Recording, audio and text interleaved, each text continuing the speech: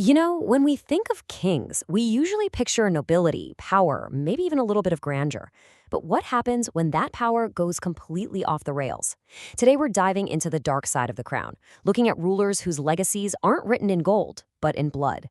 These are some of history's most evil kings. And that really gets to the heart of it, doesn't it? When you put the entire weight of a kingdom on a child's shoulders, it's a huge gamble. Will they rise to the occasion, or will that power just crush them and turn them into a monster?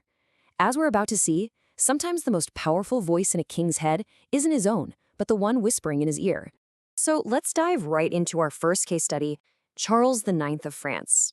His story is just a chilling example of how a young, impressionable ruler can be twisted and manipulated, leading him down a path of unimaginable darkness. Just look at this timeline. It's a tragedy right from the get-go. Charles should have had years to grow up, to learn how to be a king. But his father gets killed in a freak jousting accident. Then his older brother dies, and suddenly, bam, he's king, at just 10 years old.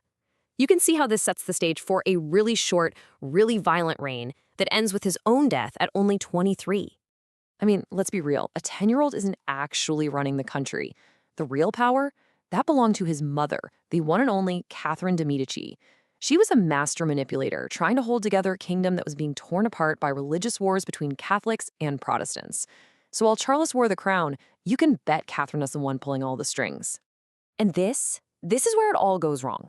There was this big royal wedding that was supposed to bring everyone together to heal these religious wounds. But behind the scenes, paranoia was just boiling over. Catherine convinced Charles that a Protestant rebellion was about to happen, and under her influence, the young king gave one single, fateful order: execute one of their leaders. It was a decision that was about to light a match to a powder keg. That single order unleashed the infamous St. Bartholomew's Day massacre. It started as one targeted killing, but it spiraled out of control into a nationwide slaughter. For weeks, the streets literally ran red with blood. The violence spread from Paris all the way out into the countryside, and the death toll just climbed and climbed into the tens of thousands. And the price for that one order? Well, you're looking at it. Charles was completely broken by what he'd done. He was reportedly just consumed with guilt, haunted day and night by the screams of his victims. His health, both mental and physical, just completely fell apart, and only 2 years after the massacre, he was dead. A 23-year-old king, completely destroyed by a power he was forced to wield way too soon. Okay, so Charles was basically a puppet undone by manipulation, right? But our next ruler, well, he was consumed by his own inner demons. Let's turn to Peter of Castile, a king whose reign is a masterclass in how paranoia can absolutely poison a crown. And you'll see a familiar story here, another teenage coronation. Peter takes the throne at just 16. He learned a pretty brutal style of rule from his father, who had this habit of executing opponents without a trial.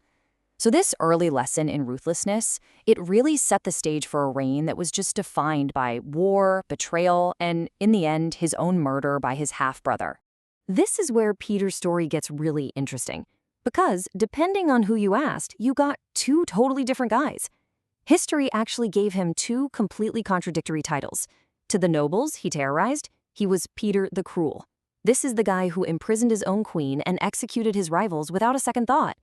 But to the common people, he was Peter the Just, a champion who actually challenged the rich aristocrats and supported minorities. But in the end, it was that paranoia that poisoned everything.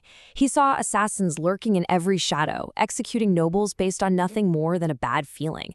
And by getting rid of all his potential allies, he basically created a power vacuum. His fear of being betrayed became a self-fulfilling prophecy. It's what allowed his half-brother to rally support, corner him, and end his life. All right, let's take a breath here for a second. We've seen a manipulated king and a paranoid king, and both of them came to ruin. Are you starting to see a pattern yet? What's the thread connecting these two? Keep that question in your head as we turn to our final and maybe most terrifying example. Because that brings us to Ivan IV of Russia, a name that just echoes through history, Ivan the Terrible. Now, it's pretty important to note that in Russian, his title, Grozny, means something more like inspiring awe or even inspiring terror. And boy, did he earn that name through the complete and horrifying unraveling of his own mind. So, just like our other eyes, Ivan's reign began when he was a teenager.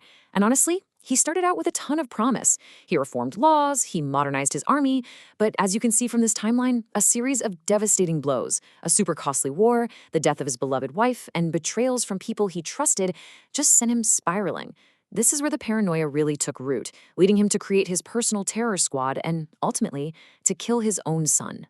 And this was the turning point, the point of no return. While he was on his deathbed from an illness, Ivan watched as his nobles refused to swear loyalty to his young son. He saw them as vultures, just circling.